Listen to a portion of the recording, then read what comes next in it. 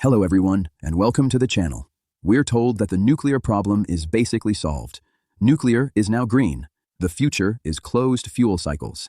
Russia is allegedly marching ahead. France quietly nods. China is catching up. And everyone else just has to sign a few memorandums and enjoy clean, safe, eternal energy. On paper, it looks neat. No waste, no long-term storage headaches, just elegant physics and happy regulators. In real life, this fairy tale ends with a couple of 100,000 tons of highly radioactive junk that stays dangerous longer than any country has existed, and with a bill that nobody wants to pay. Here's the first number. The half-life of plutonium-239 is roughly 24,000 years. That's not a typo. That's one isotope from one part of the green story. And this is where the official story falls apart. We're told nuclear renaissance, closing the fuel cycle, breakthrough projects. But the basic physics hasn't moved an inch. When you split heavy nuclei, you get energy plus a zoo of long-lived radioactive garbage. Economically, only a small part of that garbage is useful. Politically, everyone pretends the rest will somehow disappear, get buried, or be handled by future technology. In short, the math doesn't care about ambition. To understand how deep the gap is between slogans and reality, you have to go straight into the reactor core. No PR, no conference panels, just neutrons and fuel. In a standard power reactor, you start with slightly enriched uranium. Natural uranium is almost entirely uranium-238, with less than 1% uranium-235. For most light water reactors, enrichment up to about 3 to 5% uranium-235 is enough to keep a chain reaction under control. 5% is already the edge where regulators get nervous and start asking questions. Above that, you enter the zone now marketed as high-assay, low-enriched uranium. Fuel enriched above 5%, but below 20. Sounds technical. In reality, it's a polite way of saying, we want more flexibility and power from the same core without crossing the weapons line. Here's the number nobody in polite company likes to linger on. 20% enrichment of uranium-235 is the formal line where civilian fuel becomes weapons-sensitive material. At 19.75%, you are still a responsible green citizen. At 20.00%, you're suddenly flirting with bomb physics. That's why the IAEA and national regulators treat that threshold as sacred. The line itself is political. The physics behind it is not. If you zoom into the core, the picture is simple and brutal. Free neutrons hit uranium-235 nuclei.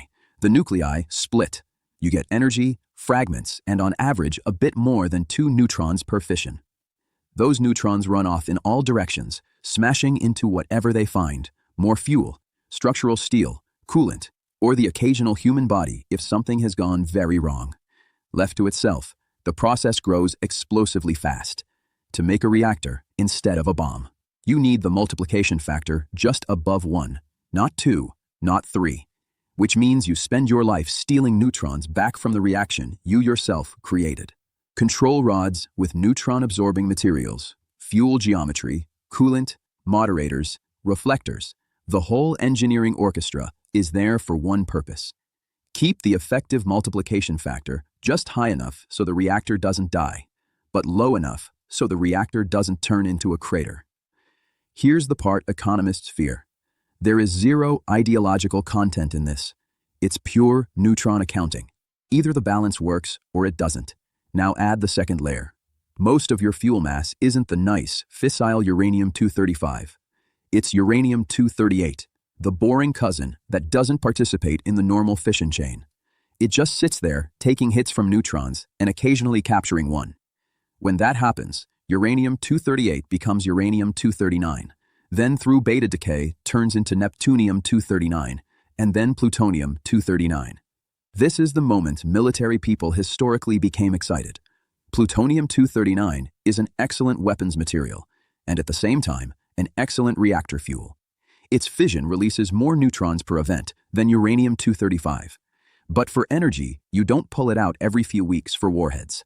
You leave it inside the core for months, sometimes years. That's where the problems start. If plutonium-239 sits too long under neutron bombardment, it captures another neutron without fissioning and becomes plutonium-240. Plutonium-240 is the spoiler. For bomb designers, it is a nightmare. Too much of it, and the material becomes unreliable for weapons because of spontaneous fissions and heat. For power engineers, it's different, but no less annoying. It eats neutrons and doesn't give you clean chain reactions in exchange. Leave things even longer, and plutonium-241 appears, which again can fission and again changes the neutron economy. On day one of the fuel campaign, you mostly manage a uranium-235 reactor.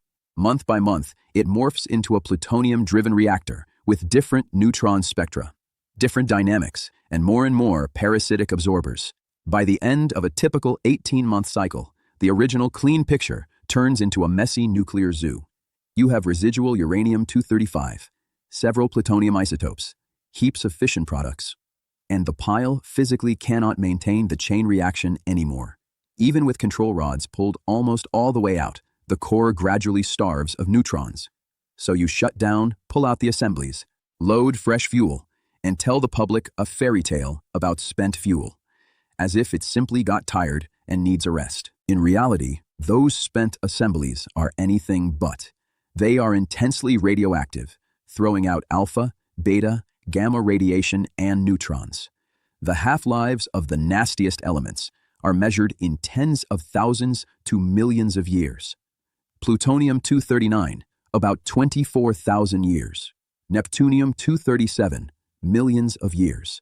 Some curium isotopes will be glowing with malice longer than any modern language is likely to survive. This is the quiet part, said aloud. You have created a material that, if simply buried poorly, can remain dangerous for time frames that make your constitution, your flag, and your debt statistics look like news tickers. Here's the flaw you can't fix with PR.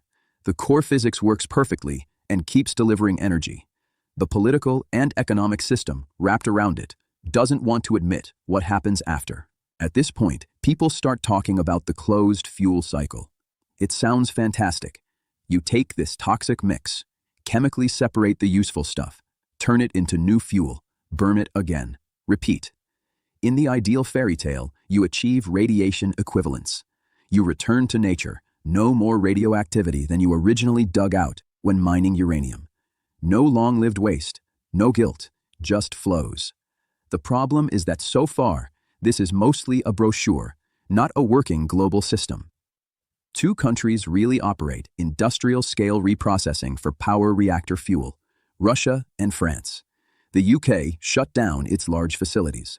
The US retreated into small, defense-related reprocessing and pilot projects. Japan has been building and delaying its main reprocessing plant for years. Most others either declare spent fuel to be high-level waste and plan deep burial, or they leave it in pools and dry casks, essentially betting that someone will invent something later. Public rhetoric is solidarity. Private briefings are market share. Officially, the international community is working on common solutions. In practice, each country runs its own calculation. What is cheaper, to bury this stuff for eternity, to ship it to someone else, or to hope that your successors will inherit both the problem and the bill? So, let's take a breath. Where are we now? We have about 400 power reactors worldwide. Every year they generate solid amounts of used fuel. Globally, we are talking about hundreds of thousands of tons accumulated over decades.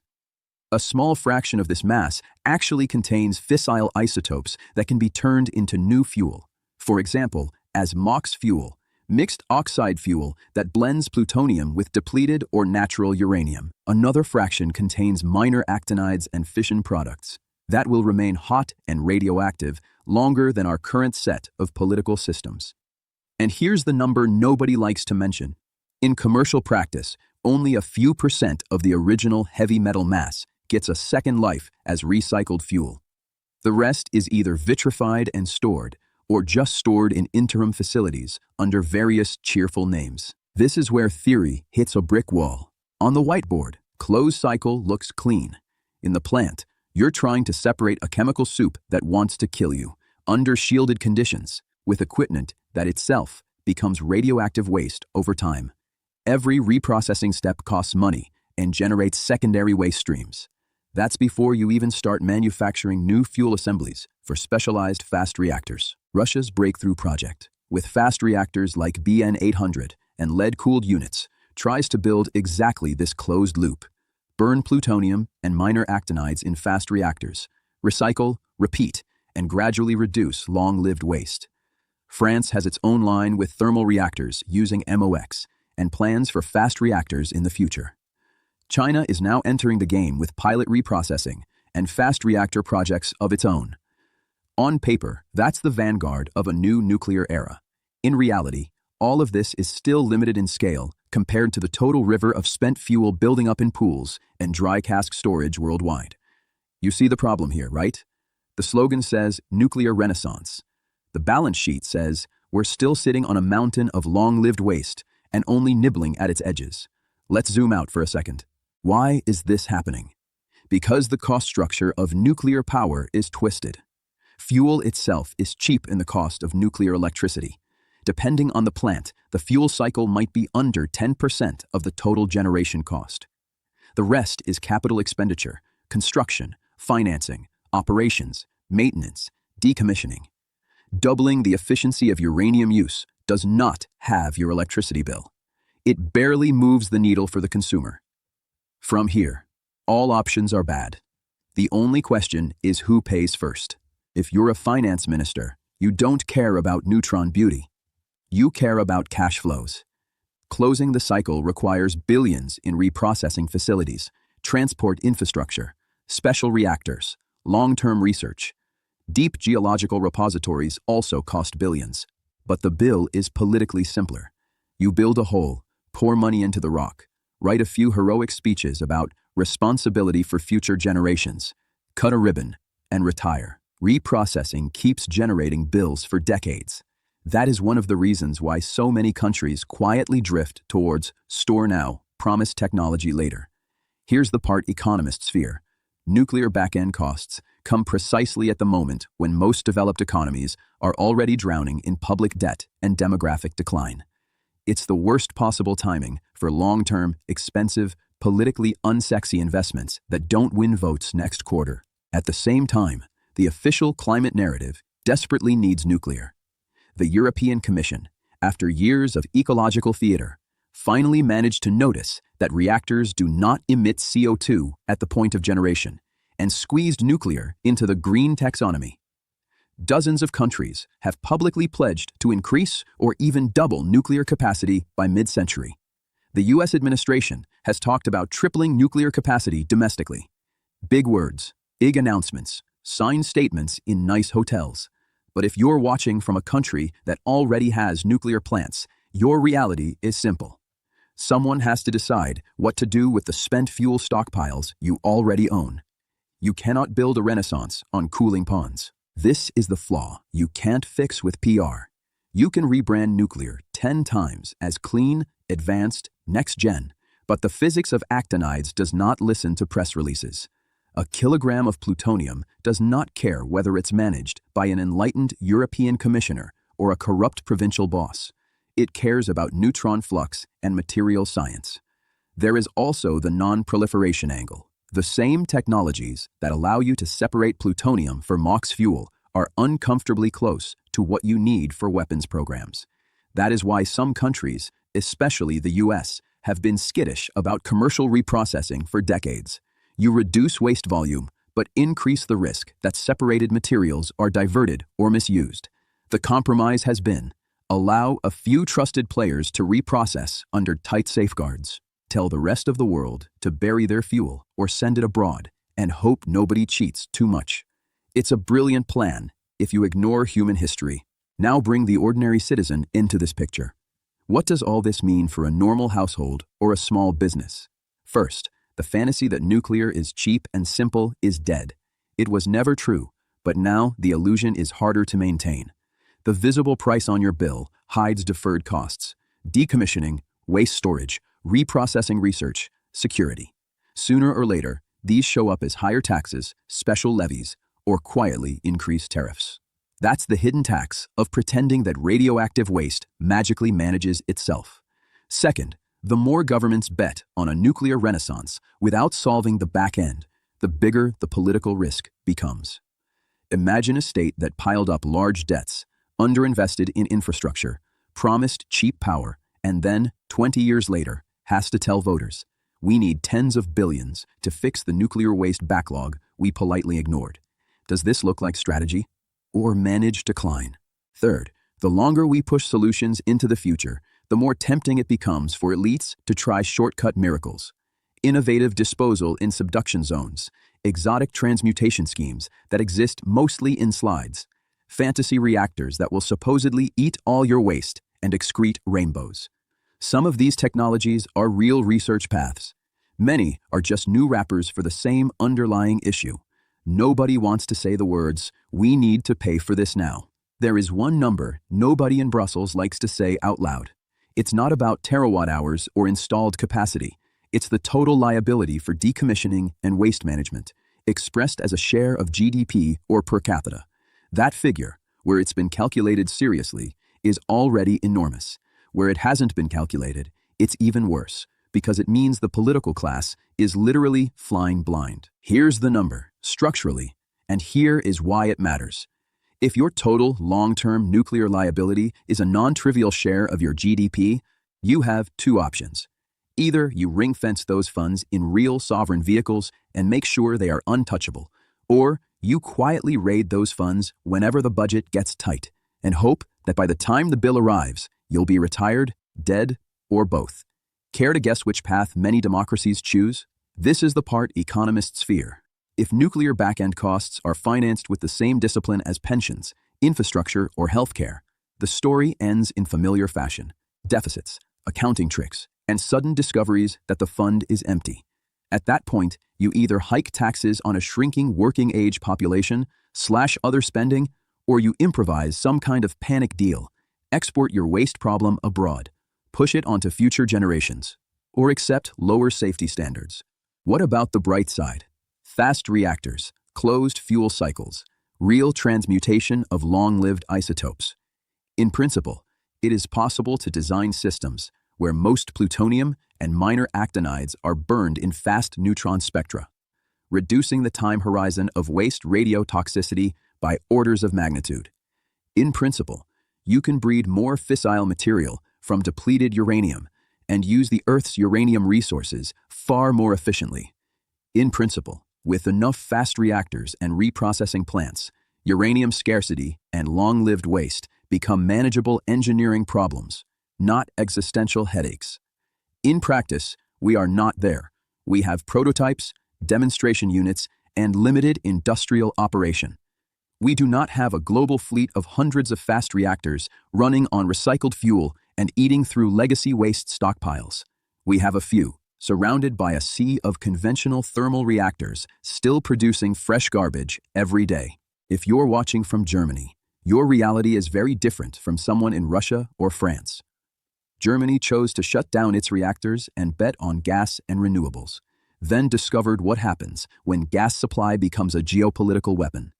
France kept its nuclear fleet and now struggles with aging infrastructure, maintenance, and the future of its reprocessing program. Russia doubled down on the fast reactor vision with the explicit aim of becoming the main global supplier, not just of fuel, but of fuel cycle services. These are not moral choices. These are structural bets with long tails. From here, you can draw one simple conclusion. When you hear words like closed fuel cycle, nuclear renaissance, green taxonomy, translate them into everyday language. They mean we are trying to stretch the same uranium resources further, delay the waste crisis, and pretend we are good stewards of the future, while our actual systems are barely keeping up with the stockpile we already created. For households and businesses, the main risk is not that a reactor will explode tomorrow. The main risk is that your political class will sell you a clean, green narrative while quietly building up liabilities they cannot control. When the gap between story and physics gets too wide, someone will have to pay, through higher tariffs, taxes, inflation, or cuts elsewhere. I don't buy the fairy tale that one elegant project in one Siberian city or one French reprocessing line will solve the nuclear fuel cycle. I also don't buy the equally stupid idea that we can simply walk away from nuclear and live happily ever after on wind, solar, and vibes. Systems don't care about political moods. They care about energy density, reliability, storage, and waste. So the only honest position is unpleasant.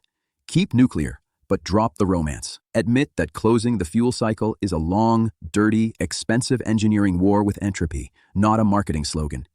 Count every ton of waste, every year of half-life, every euro of liability. Decide in cold blood which combination of reprocessing, fast reactors, and deep disposal you can actually sustain. Then stop lying to yourself about how green it all is. Thank you for watching. Take care of yourselves and your loved ones, and try to remember, slogans don't power grids, systems do.